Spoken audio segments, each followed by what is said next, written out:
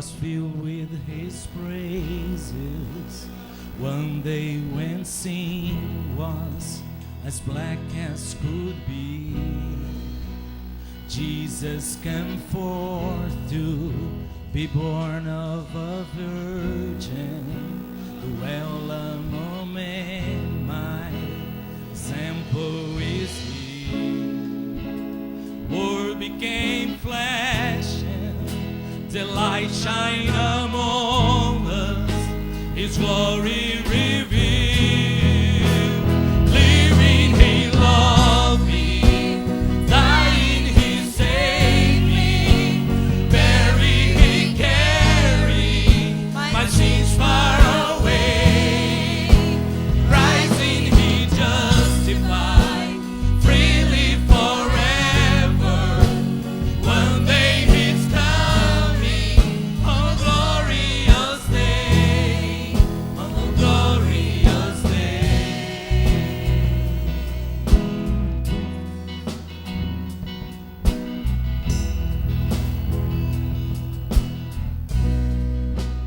One day they led him up Calvary's mountain. One day they nailed him to die on a tree. Suffering anguish, despised and rejected, bearing our sins, my Redeemer is he. And that healed nations, he tread on the tree. He took an L for me. Living he loved me, dying he saved me, buried he carried my sins far away, rising he justified, freely forever. One day he's coming, oh glorious day, oh glorious day.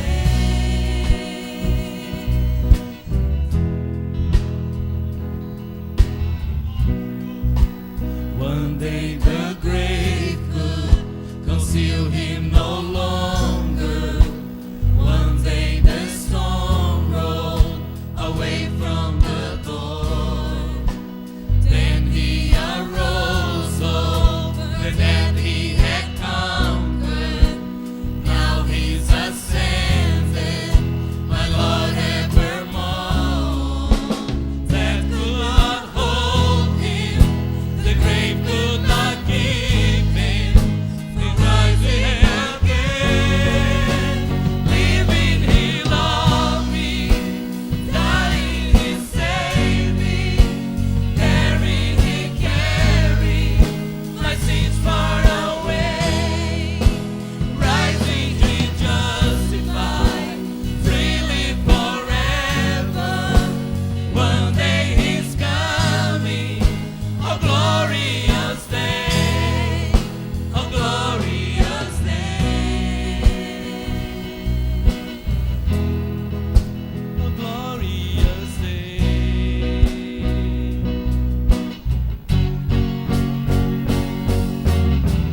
One day the trumpet will sound for his coming. One day the skies will with glory will shining.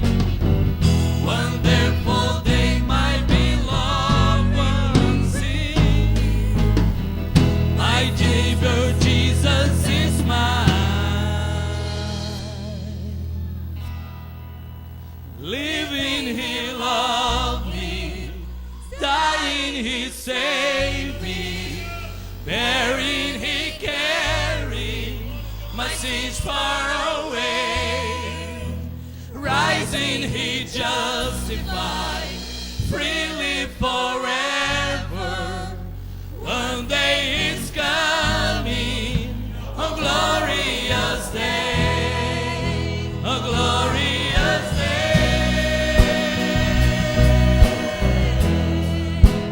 Glorious day.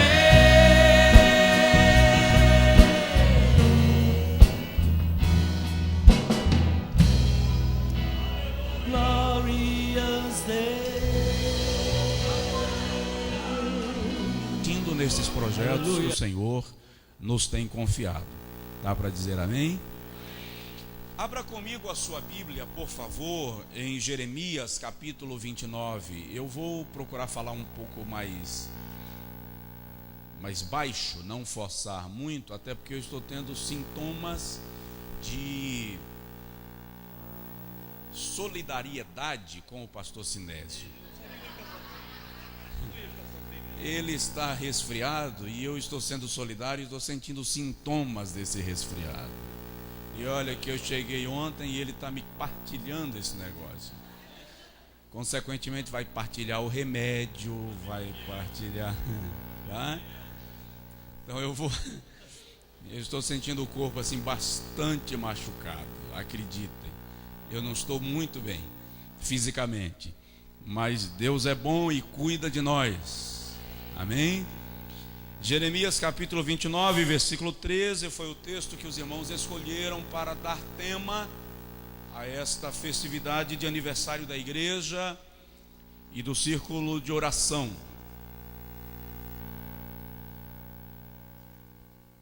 Diz assim: e buscar-me-eis e me achareis, quando me buscardes de todo o vosso coração. Quem pode dizer amém? Volte um pouquinho sua Bíblia. Esse foi o texto que foi lido como tema. Pastor Sinésio, no início do culto, leu um outro texto, Isaías 55, versículo 6. E eu estava aqui folheando a Bíblia e buscando fazer uma conexão entre os dois versículos. Isaías 55, versículo 6.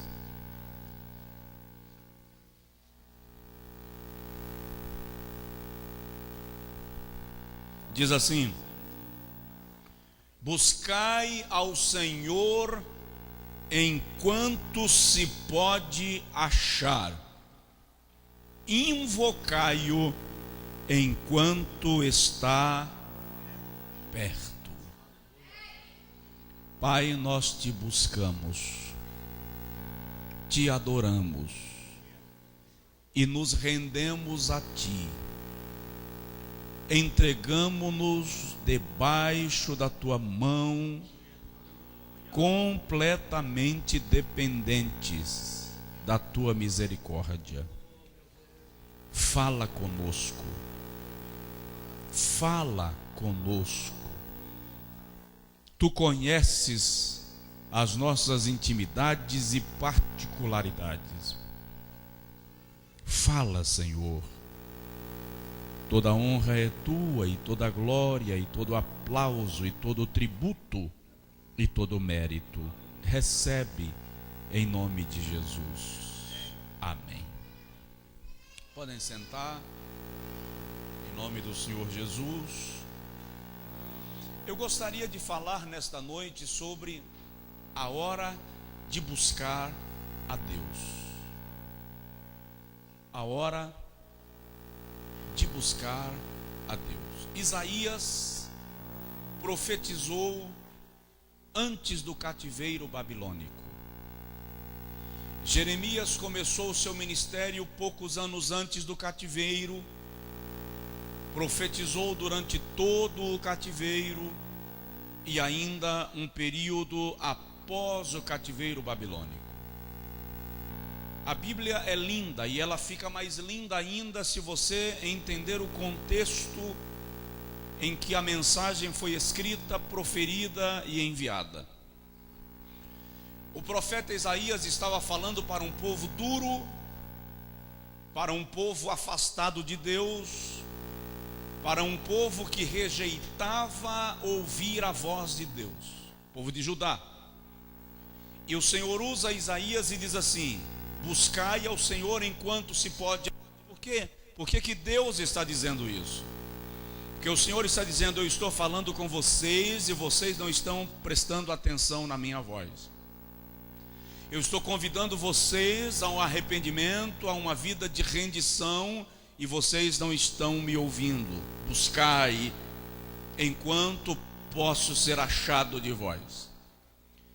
O profeta Zacarias, no capítulo 13, diz: o Senhor reclama com o mesmo povo, através de Zacarias, e diz: eu vos falei e vocês endureceram o coração como diamante. Um dia clamareis a mim e eu não vos responderei, porque quando eu falei não me ouvistes.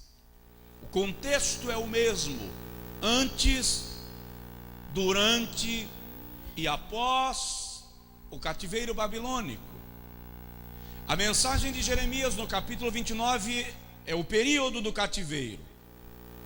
Lá Deus está usando Jeremias para alertar o povo e avisar-lhes que eles deveriam se organizar para permanecerem na terra do cativeiro por um período.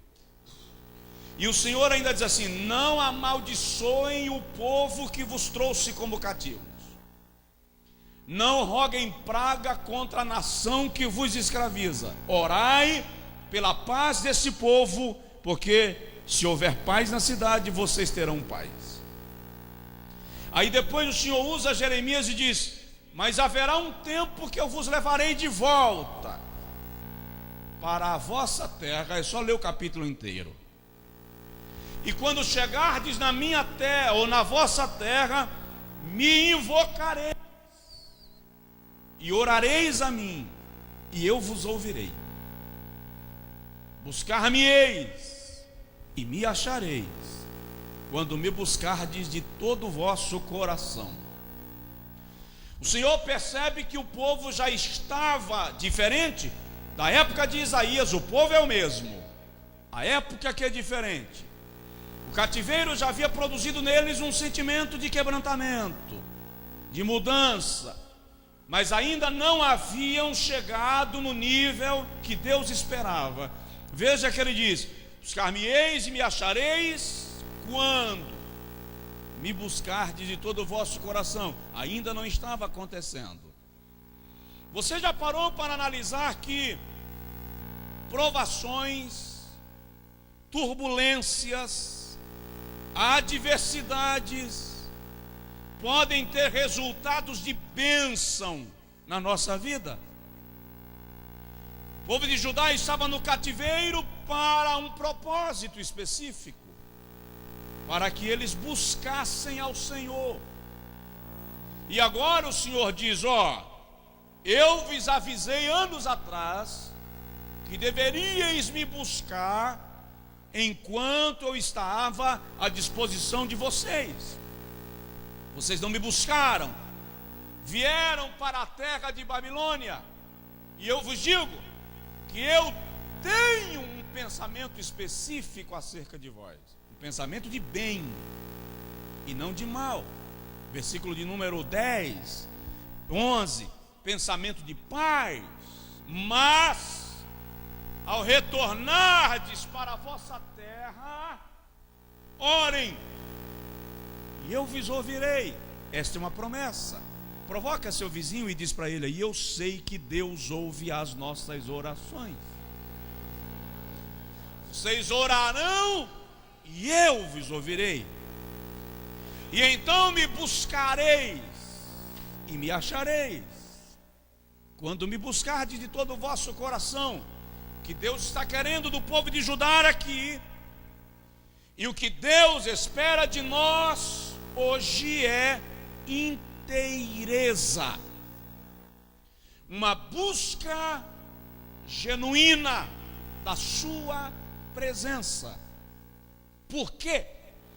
Porque nós tendemos a buscar a Deus de maneira meio superficial, e pior, em boa parte dos casos, buscamos a Deus mais por necessidade do que por paixão pela sua presença.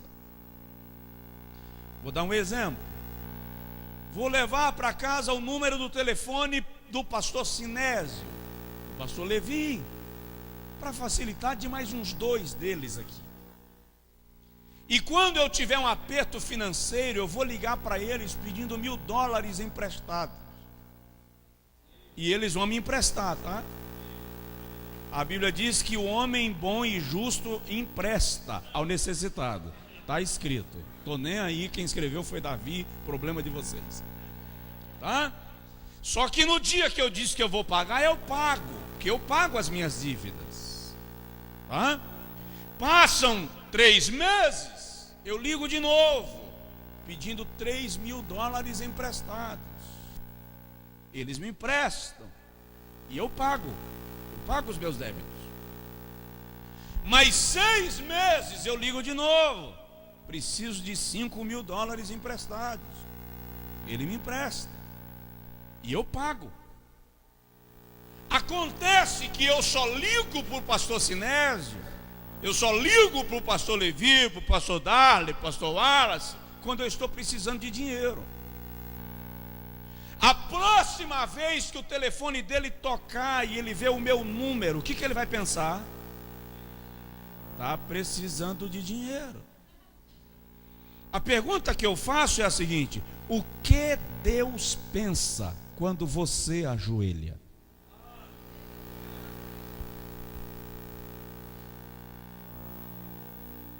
Que tal ligar de vez em quando para dizer: pastor, eu vi que hoje é seu aniversário, parabéns. Pastor, eu estou telefonando porque eu queria sair com o senhor nesse domingo para almoçar com o senhor e eu pago o seu almoço. Estou te ligando porque eu estava orando e lembrei de você e te liguei para dizer que orei por você essa madrugada. Amigos não telefonam porque precisam, amigos telefonam porque amam. Deus está querendo que nós o busquemos não porque precisamos dele, mas porque o amamos e as nossas necessidades serão supridas por ele. O que é buscar de todo o coração? É buscar pelo prazer da sua presença. É buscar pela alegria da comunhão. A minha avó paterna era índia. Eu não conheço muita gente que orava o quanto a minha avó orava, ou que ora o quanto a minha avó orava. Ela orava em média 7 a 9 horas por dia. Mas a paciência veio voando, sentou no ombro da minha avó e disse: aqui é meu lugar. O mundo podia desabar, depois que acabasse tudo, ela pegava uma flanela para tirar a poeira do que sobrou. A minha avó morreu com 73 anos de idade, vítima de um infarto. A vizinha, ela era viúva, a vizinha que a encontrou morta disse que ela estava de joelhos. A minha mãe é uma baixinha de 1,52 m. Eu levei minha mãe no médico outro dia e o médico mediu a minha mãe e falou: a senhora tem 1,52 m. Eu falei: não liga, minha mãe, não presta atenção que ele está aí dizendo que a senhora é menor do que a senhora é realmente. Branquinha, dos olhos verdes, uma coroa linda. Ela ora por paixão.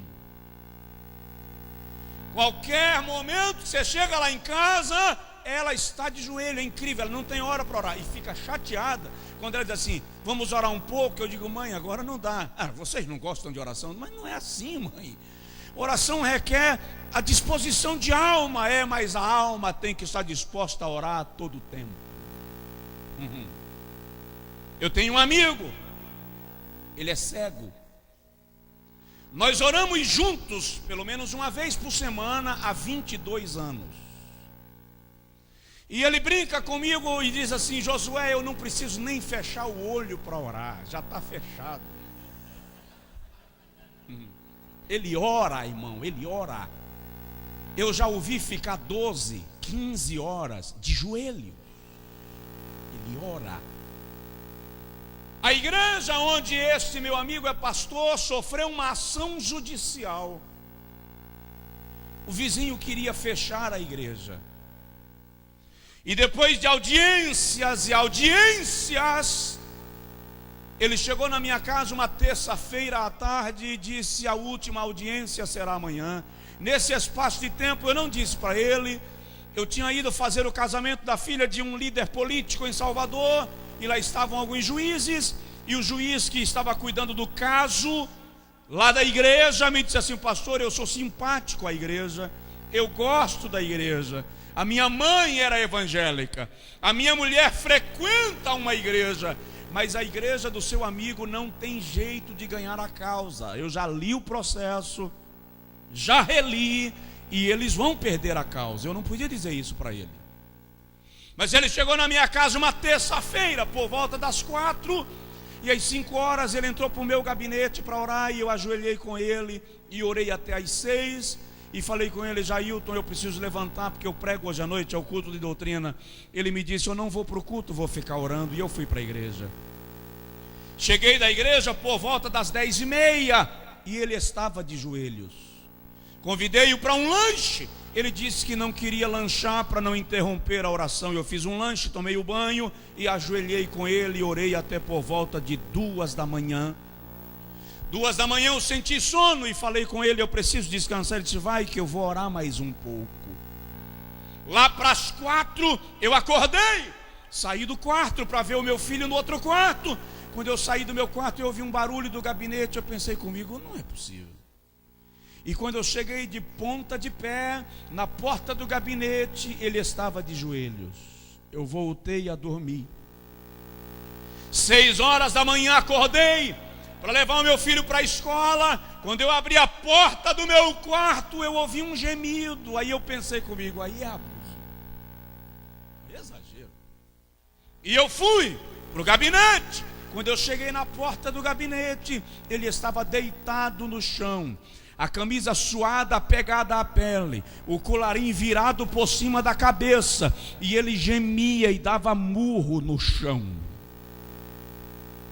Eu levei o menino para a escola e voltei. Quando eu cheguei, ele estava de joelho e eu fui orar com ele, mas agora eu fui com vergonha, né? Ele orou a noite inteira. Eu estava voltando para orar 7h. Entrei calado, ajoelhei em silêncio e orei de boca fechada. 10h, 10h30, o telefone tocou e eu ainda estava de joelhos, e ele também. Quando eu atendi o telefone, era a esposa dele. Ela disse assim: Josué, manda Jailton parar de orar. O que tinha que dar já deu. A audiência terminou e a igreja ganhou a causa. Aleluia. Dá uma olhadinha no seu vizinho e diz para ele: não há nada que oração não faça. Não há nada que oração não faça.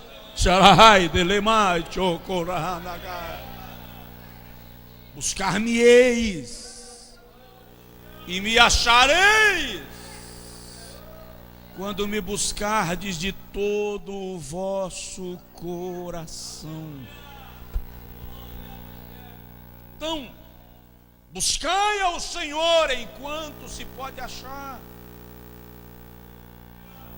Quais são os momentos que nós podemos buscar a Deus?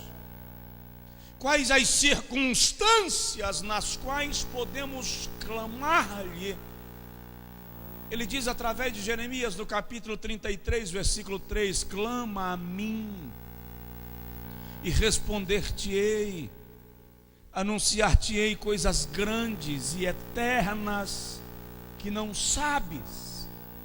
Deixa eu falar com o irmão. Devemos buscar a Deus primeiro o que eu quero é a relação de citações que eu vou fazer com algumas referências bíblicas para a sua edificação espiritual. Buscar a Deus na hora da tentação.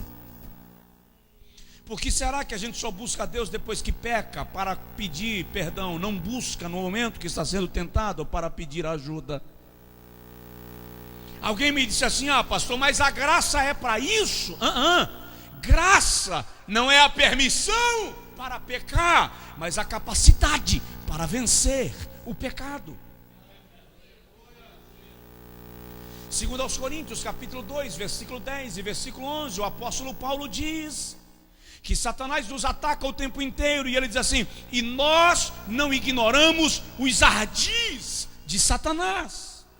Não ignorar é não fingir que não está acontecendo. Se o adversário está lhe tentando, não finja que você não está sendo tentado. Lembra de Jesus? O Filho de Deus, Mateus 4, o Salvador do mundo, o Espírito de Deus estava sobre ele, ele estava em jejum há 40 dias e 40 noites, e o diabo chega para ele e diz: se tu és o Filho de Deus, manda que essas pedras se transformem em pães. Me responda, por favor, você com 40 dias sem comer, pão é uma tentação ou não?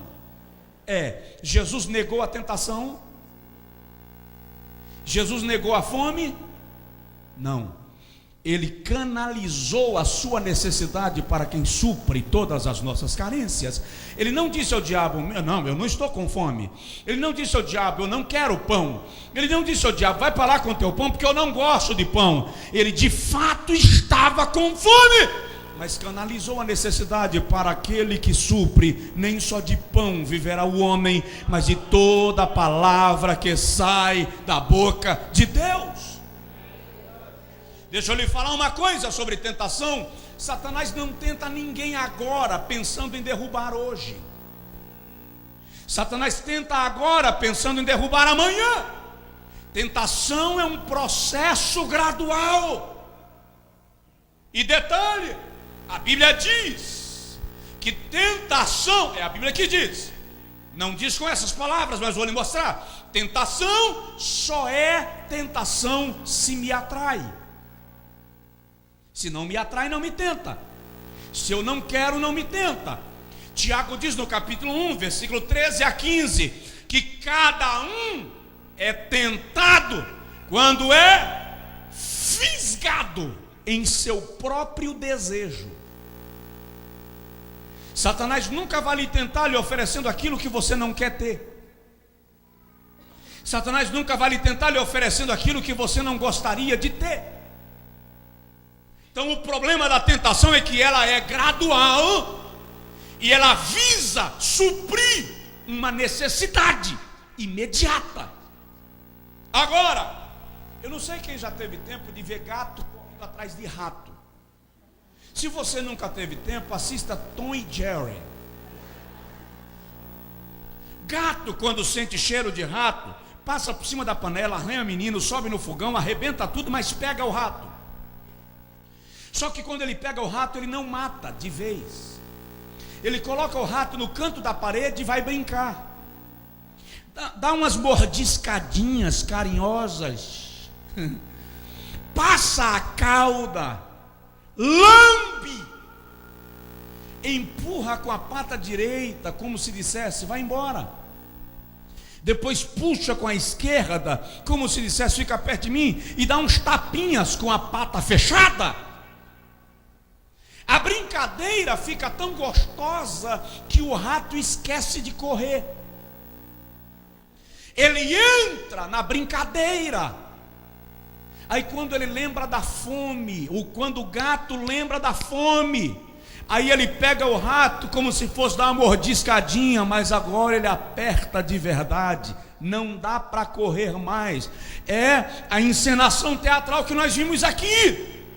O problema da tentação é que ela não chega como algo ruim, ela chega como algo aparentemente aceitável, e você entra na brincadeira e gosta do joguinho do diabo. E aí Paulo diz aos Coríntios na segunda carta, capítulo de número 11, versículo 3: temo que assim como Satanás enganou a Eva, assim sejam enebrecidos os vossos entendimentos, e vocês se afastem da verdade do Evangelho de Cristo Jesus. Mas aí Pedro diz na primeira carta, capítulo 2, versículo 9, segunda carta 2:9, que Deus é poderoso para guardar o justo da tentação. No cântico de Ana, 1 Samuel capítulo 2, versículo 9, Ana diz que o Senhor guarda os pés dos seus santos para que não escorreguem, para que não resvalem. Se você está sendo tentado, se o adversário está tentando lhe atrair, buscai ao Senhor enquanto se pode achar. Eu era jovem, bem mais jovem, tinha 19 anos, e uma moça bonita chegou um dia na minha frente, deu uma rodadinha, uma circulada, e disse assim: você não é homem.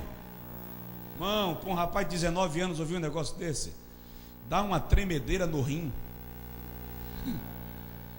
E ela disse assim: prova que você é homem.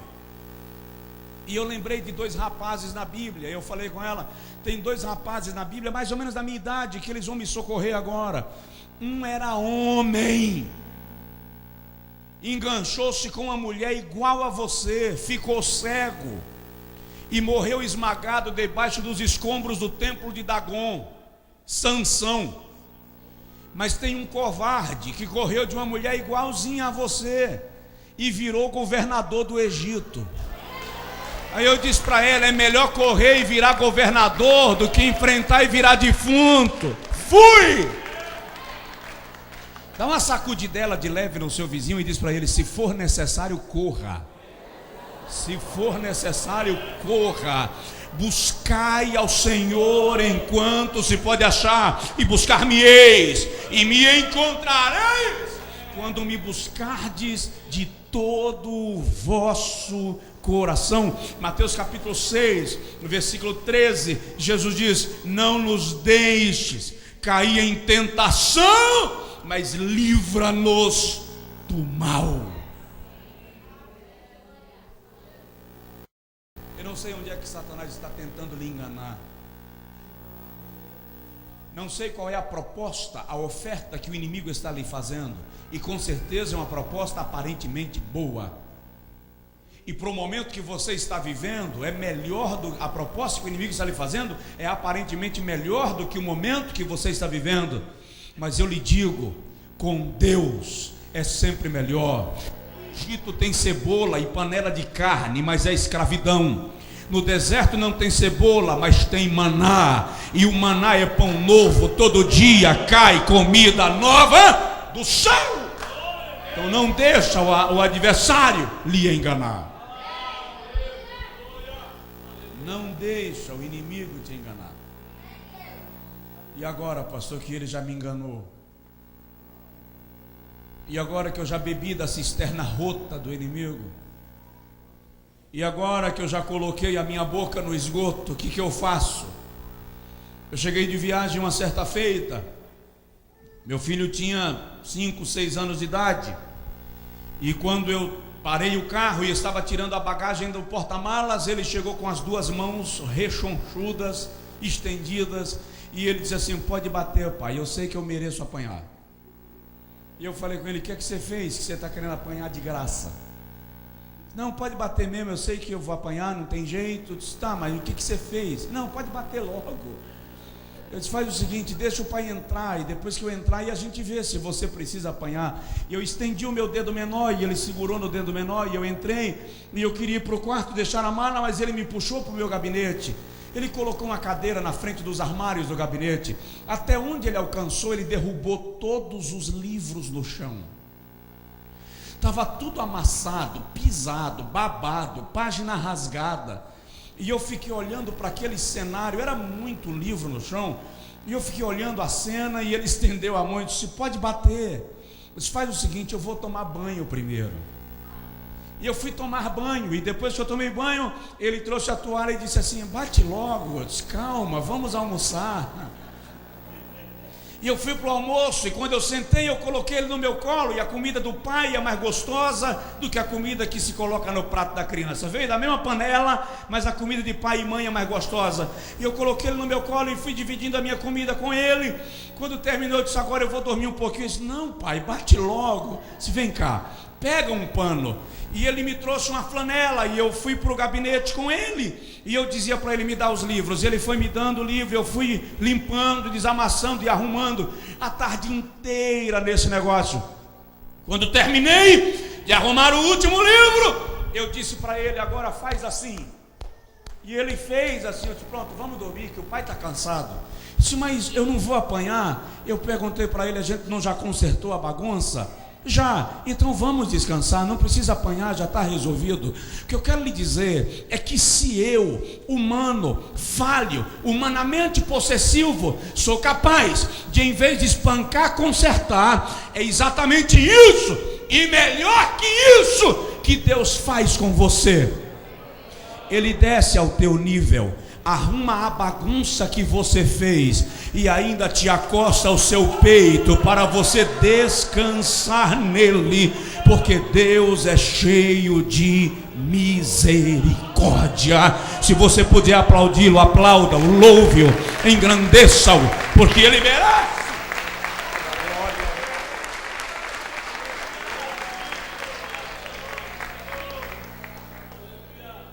Busca Deus na hora da tentação. Segundo lugar, busque a Deus na hora da necessidade, na hora do sufoco, na hora do aperto. Faltou o dinheiro, faltou a comida, a geladeira está vazia.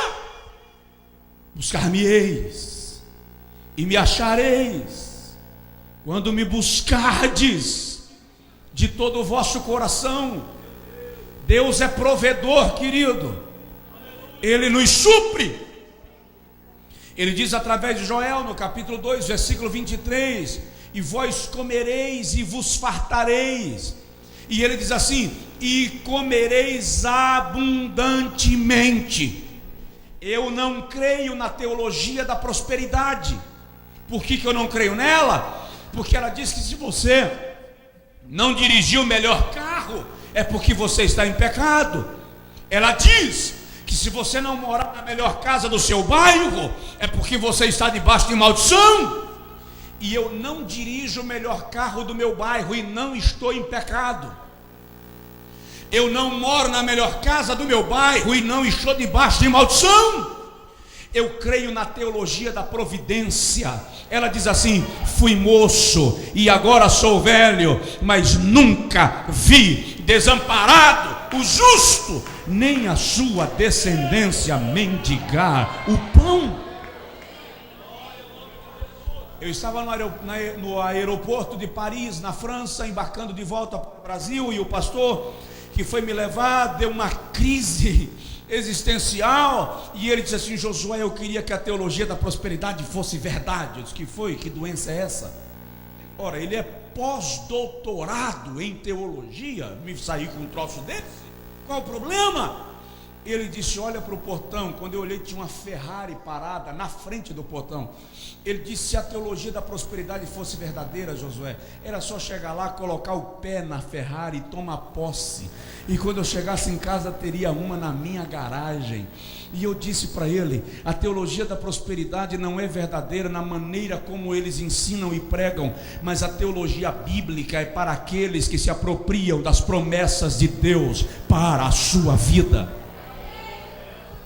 Busque a Deus na hora da necessidade. Apresente a Deus o que você deseja. Eu lembro agora de quando Jesus chega à beira do tanque Betesda, e ele pergunta a um paralítico: você quer ficar são? João 5. E o paralítico diz: eu não tenho ninguém que me jogue na água. Eu imagino, a Bíblia não diz assim, mas eu imagino Jesus dizendo: não perguntei se você tem alguém, eu perguntei o que você quer.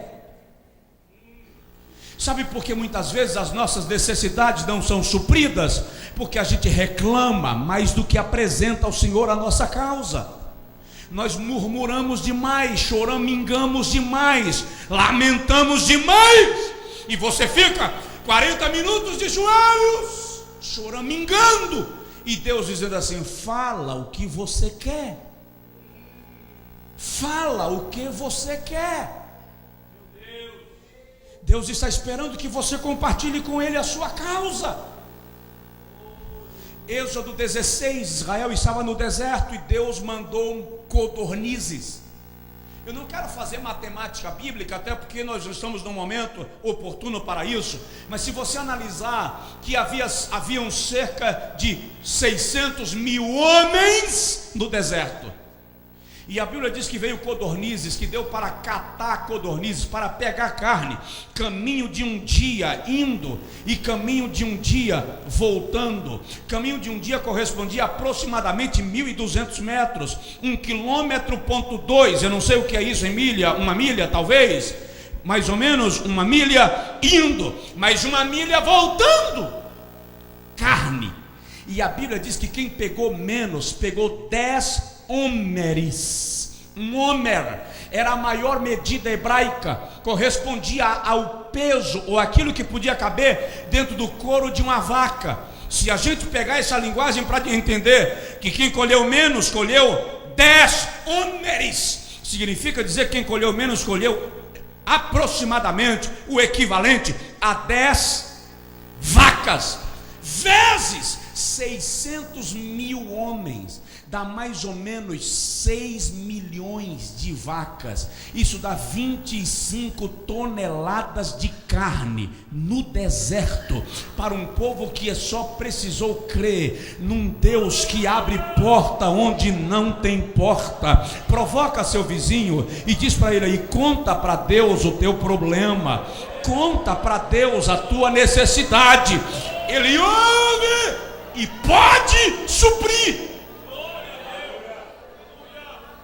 Agora, tem uma coisa que eu aprendi sobre esse negócio de necessidade, que ninguém tem que aprender, tá? Você não tem que aprender não, fica à vontade. Eu aprendi e está funcionando. Eu aprendi que se eu quero colher, eu preciso plantar. Queridos, depois que eu entendi a lei da semeadura, acabou. Todo espírito de mesquinharia foi repreendido. Eu posso até travar a mão para comprar um troço para mim, para abençoar alguém, ó.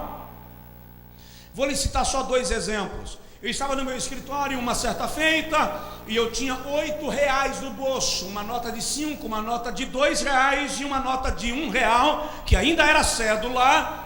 E eu coloquei a mão no bolso e joguei o dinheiro na mesa e falei: ó, o dinheiro do homem aqui. E 3 obreiros estavam comigo e falaram assim: ô pastor, o senhor está distribuindo dinheiro? Eu disse: toma, dei 5 para um. Aí o outro falou: já que está dando, eu também quero, dei 2. Aí um falou: já que o senhor está assim, jogando dinheiro para cima, me dá o que está restando aí. Eu dei R$1. Quando terminou a tarde, eles estavam indo embora, vieram devolver meu dinheiro. Eu falei com eles: fica com vocês os R$8 de vocês. Só que naquela época eu estava sonhando com um carro recém-lançado no Brasil, C4 da Citroën, e eu estava apaixonado pelo carro, e o carro custava R$80 mil aproximadamente, e eu não tinha como comprá-lo. E meu filho dizia: pai, mas vai dar certo. Mas vai dar como? Vou arrancar de onde 80 mil?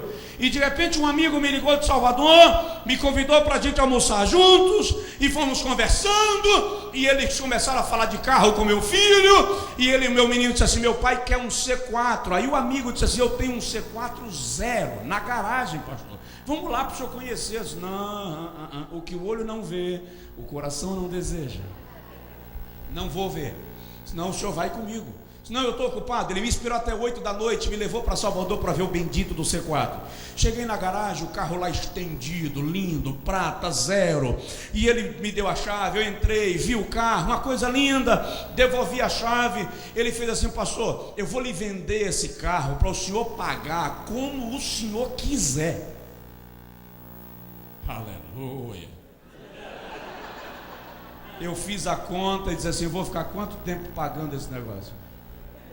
Quero não, fica com teu carro.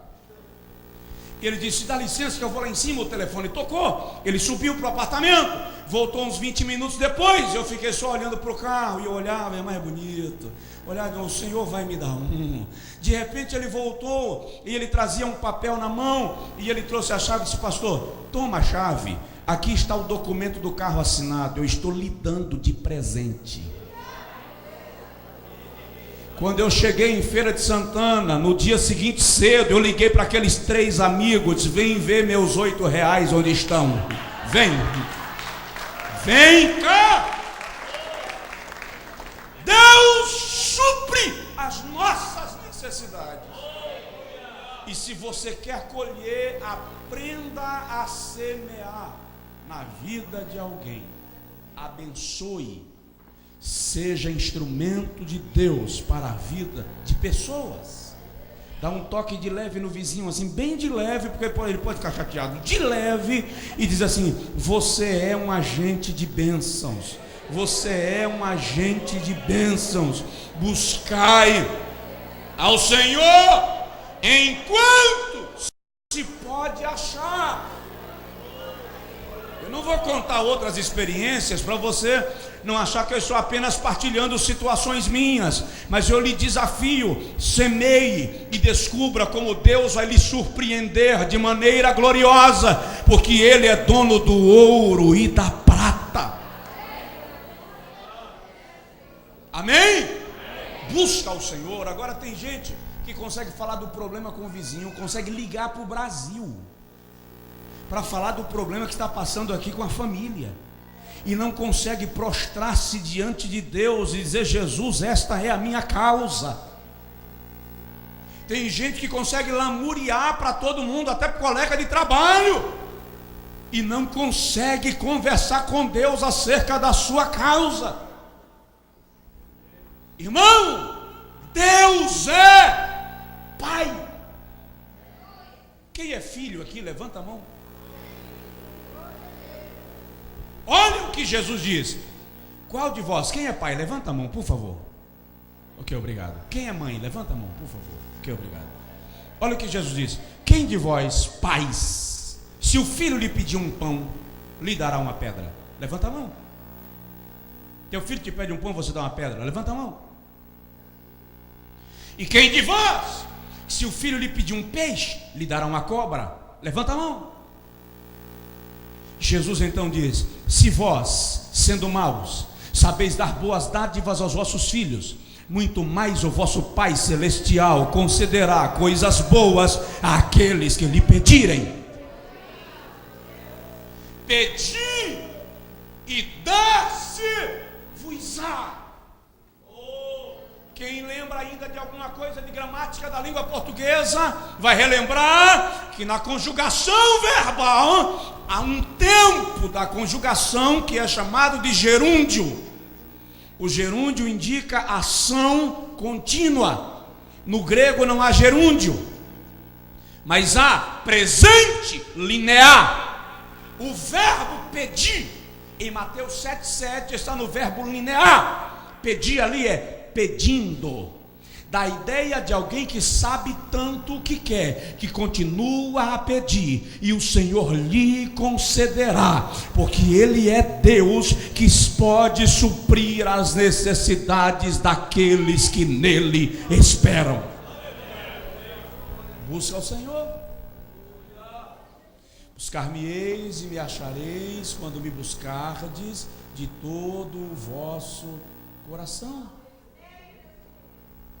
Você pode dizer amém? Amém. Pode ir mais um pouquinho? Amém. Terceiro lugar: primeiro, buscar o Senhor na hora da tentação. Segundo, buscar ao Senhor na hora da necessidade. Terceiro, buscar ao Senhor na hora da angústia. Você sabe qual é a profissão que mais vai dar dinheiro a partir dos próximos 5 anos no mundo ocidental? Terapeuta, psicologia. Já existem terapeutas cobrando R$1.000 no Brasil por 50 minutos de consulta. Nenhum plano de saúde no Brasil cobre terapia, paga psicólogos, é consulta particular. Quem frequenta?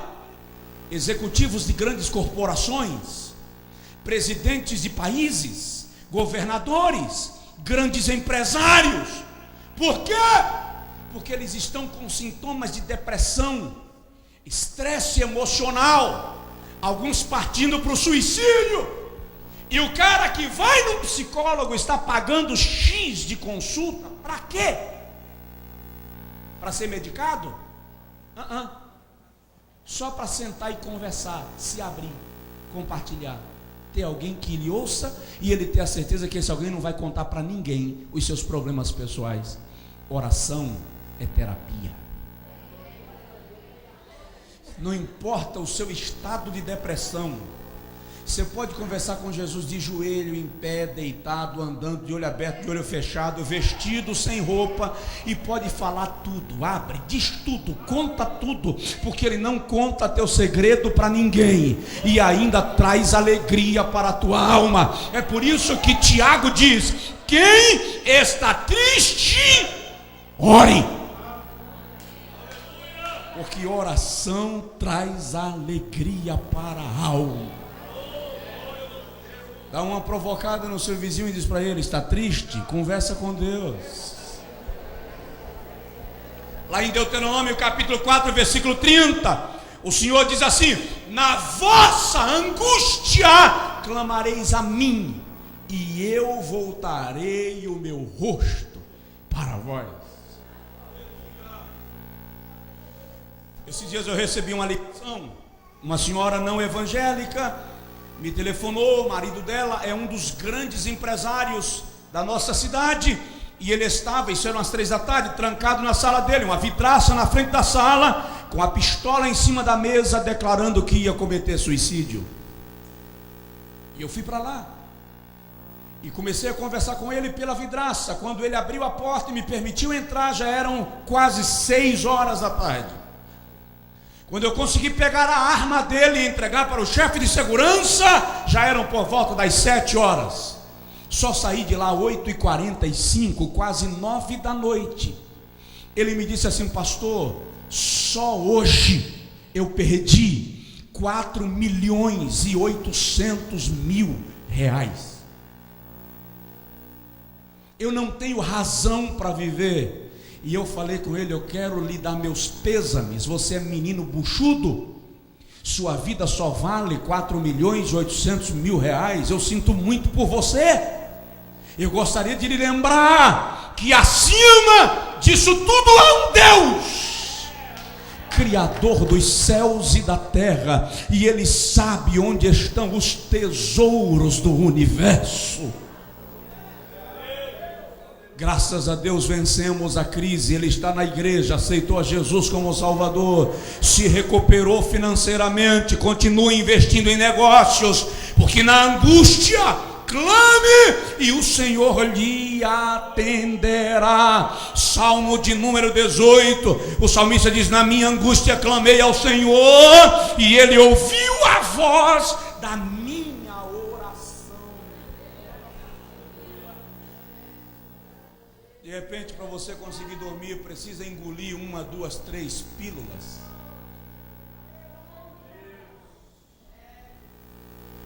De repente, para você conseguir viver, sorrir, produzir no trabalho, é preciso tomar um remédio com prescrição médica, controlado, senão as suas emoções desabam. E Deus está dizendo assim: filho, filha, senta aqui, conversa comigo, se abre comigo, fala tudo que você pensa e que você sente. Tem um versículo na Bíblia, eu me apaixono por ele. Posso fazer uma bagunça rápida aqui no púlpito? Me empresta uma cadeira, é rapidinho. A Bíblia diz, Isaías 43, versículo 26. O Senhor diz assim, obrigado pastor. O Senhor diz assim: procura lembrar-me, entra em juízo comigo. Sabe o que é que Deus está dizendo? Senta comigo, frente a frente, tete a tete, olho no olho, me relembra as promessas que eu te fiz. Por quê? Porque Deus esquece? Não, porque quando eu relembro as promessas, eu estou dizendo a Deus não que Ele esqueceu, mas que eu estou firmado nelas. Aí o Senhor diz assim: entra em juízo comigo, me mostra as tuas razões, argumenta comigo, conversa comigo francamente, para que eu te justifique. O que Deus está dizendo, irmãos, para nós hoje é: quando você chegar em casa hoje à noite, não liga a TV, não acessa a internet, esquece do site pornô, abre mão de qualquer outra atividade. senta com Deus e diz para ele: Jeová, preciso de uma reunião contigo, vem bater papo comigo. E começa a conversar. Ah, pastor, isso é coisa de doido, não estou sentindo nada. Vai conversando, porque Deus não ignora um coração que lhe busca. Vai falando, Ele está ouvindo. Lá em casa não tem espaço para isso. Faz no banheiro, que Jeová aceita a reunião no banheiro. Faz na cozinha, que Jeová aceita a reunião na cozinha. Vai na área da casa, que Ele também aceita a reunião na área da casa. Vai na sacada do apartamento, que Ele conversa com você na sacada do apartamento. Abre o coração e conta tudo. Você vai perceber que o Senhor apressadamente virá em teu socorro, oh aleluia, e te dará livramento, porque Ele é Deus. Ele não te chamaria para conversar se Ele não estivesse disposto a conversar com você. Ele não te desafiaria a um bate-papo se Ele não tivesse tempo para você. E Ele não te diria: procura lembrar-me, se Ele não estivesse disposto a cumprir as promessas que Ele fez. Busca ao Senhor na tua angústia. Mas o camarada, isso é coisa de mundo evoluído, de mundo crescido, de mundo enriquecido. Apertou, dá um tiro na cabeça, pula da ponte, se enforca, toma uma mão cheia de remédio, morre. Você tem Deus. Dá uma olhadinha no seu vizinho e diz para ele: você tem pai. Você tem pai. Conversa com ele. Buscar-me-eis e me achareis, quando me buscardes de todo o vosso coração. Aleluia. Lembrei agora da diretora de um orfanato que amanheceu um dia e não tinha o pão para o café das crianças. Reuniu as crianças ao redor da mesa e disse: vamos pedir pão para Deus, porque é Ele que manda pão. E aí a meninada, isso foi no Rio de Janeiro, a meninada começou a gritar: manda pão, Jesus, manda pão para o café, manda pão. O macumbeiro vizinho do orfanato ouviu a gritaria, chamou o empregado e disse: vai e compra uma caminhonete de pão para esse povo, joga em cima da mesa. E quando eles começaram a comemorar, dizendo que foi Jesus, vocês entram que foi Jesus, nada, foi o diabo. E foram e compraram uma caminhonete de pão e jogaram pão pela janela. E aí a meninada começou a gritar: Jesus mandou pão, Jesus mandou pão. Aí o funcionário do indivíduo entrou e: vocês sabem quem mandou esse pão? A irmã tomou a palavra e disse: meu amigo, quando Jesus manda, até o diabo obedece. Clama na hora da angústia. Suas lágrimas chegam à presença de Deus. Dê mais tempo para Deus. A gente toma mais tempo fazendo qualquer outra coisa do que conversando com Ele. Desenvolva o hábito de dormir conversando com Deus. Deita para dormir, fecha o olho e faz a tua mente continuar conversando com Deus. E você adormece falando com Ele. E enquanto você dorme, Ele começa a falar com você. Vai no volante, você pega o trânsito de Nova York indo para o trabalho, você demora um tempão no trânsito, começa a conversar com Deus enquanto você dirige, enquanto você sai dos engarrafamentos e dos congestionamentos, conversa com Deus. Eu não sei onde você trabalha, se na construção, se você trabalha com pintura, se você trabalha com limpeza, se você trabalha em escritório, vai conversando com Deus enquanto você produz, e você vai ver que Deus vai começar a lhe surpreender na sua angústia. Eu vou terminar. Penúltimo lugar, busca a Deus na hora da perseguição. Estão te perseguindo? Busca a Deus. Não dobra a manga, não sai na mão. Você tem alguém que peleja por você. Eu lembro agora de Moisés às margens do Mar Vermelho, Êxodo capítulo 14, versículo 12. Lá vem Faraó, e Moisés vai orar, diz assim: por que clamas a mim, Moisés? Manda que o povo marche. Vai marchar para onde? Se na frente tem o mar e atrás vem Faraó. E o Senhor pergunta: que tens nas mãos, Moisés? Moisés responde: uma vara. Oração te dá estratégia. A oração revela os instrumentos que Deus disponibilizou para você e você não viu ainda.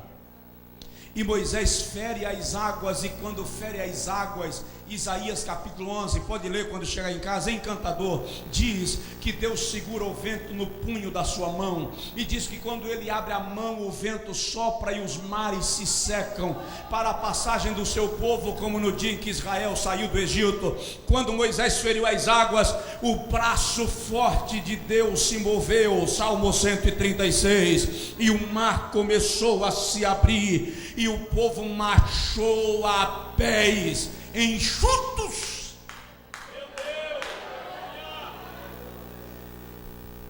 Atos 16. Paulo e Silas foram presos porque pregavam o evangelho. O que nós cristãos ocidentais faríamos em caso de prisão pela pregação do evangelho? Jesus, eu não admito.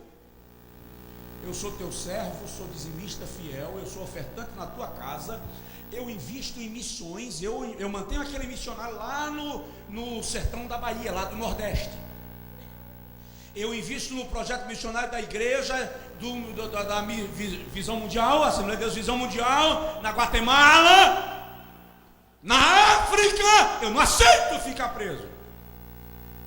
Paulo e Silas olharam um para o outro, e Paulo disse: Silas, canta que eu oro.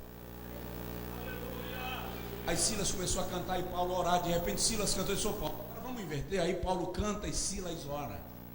E enquanto eles cantavam e oravam e cantavam, os alicerces do cálice, do cárcere, se moveram. Busca a Deus na hora da perseguição. Clama quando estão atrás de você. Eu tenho paixão pelo Salmo 46. Depois que eu fiz um estudo exegético no Salmo 46, eu me encantei com o Salmo. E tem um versículo que Jeová diz assim: aquietai-vos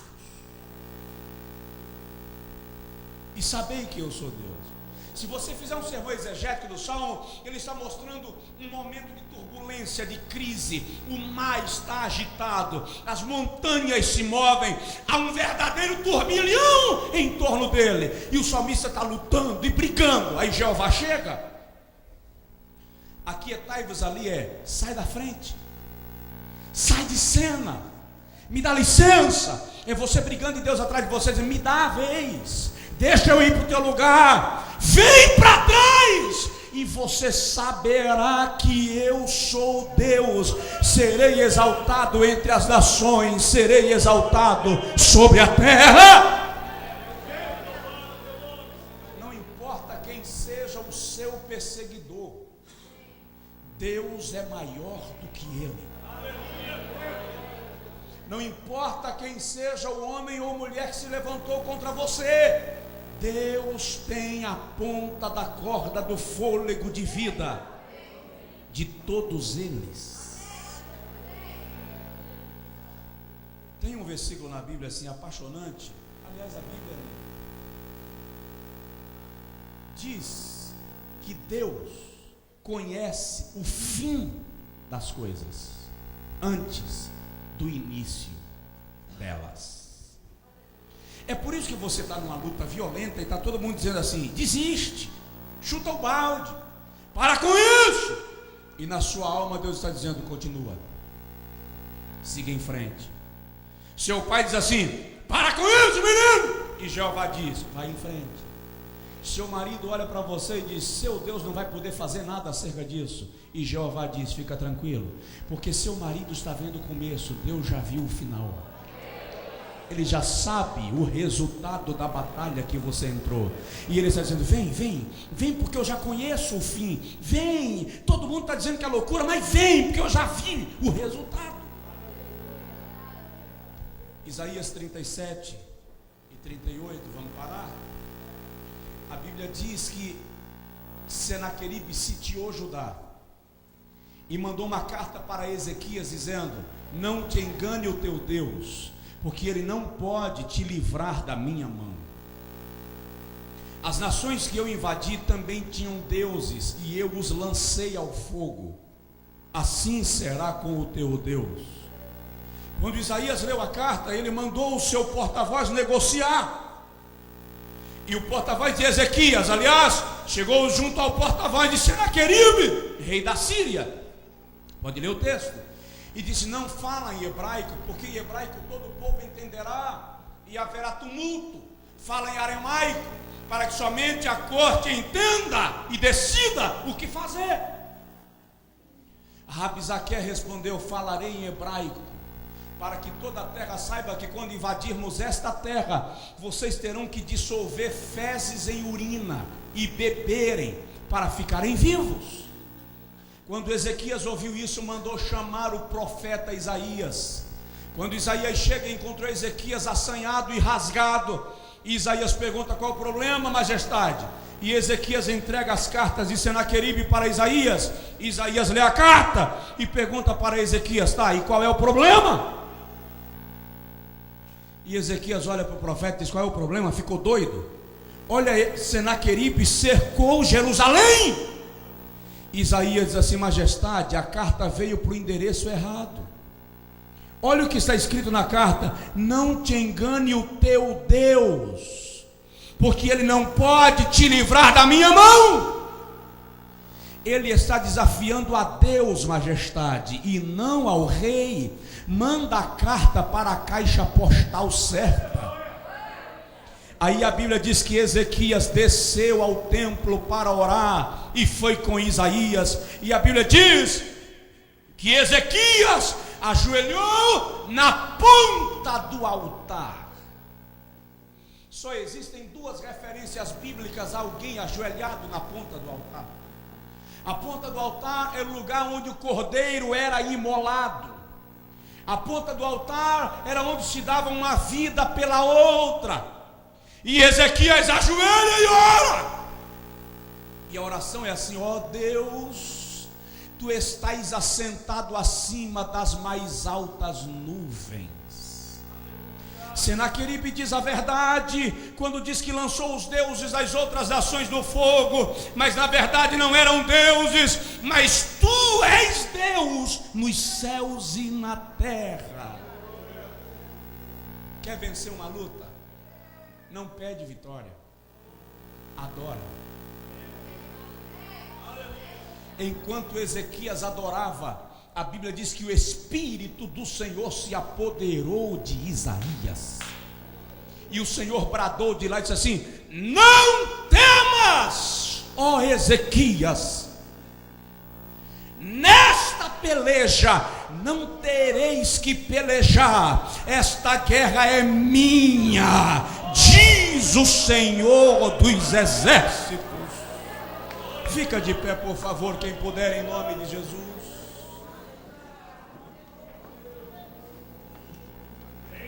Dá uma olhadinha no seu vizinho e diz para ele: tem guerra que não é sua,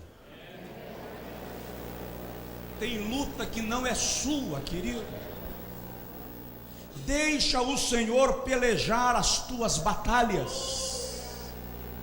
Buscai ao Senhor enquanto se pode achar, e buscar-me-eis, e me achareis, quando me buscardes de todo o vosso coração.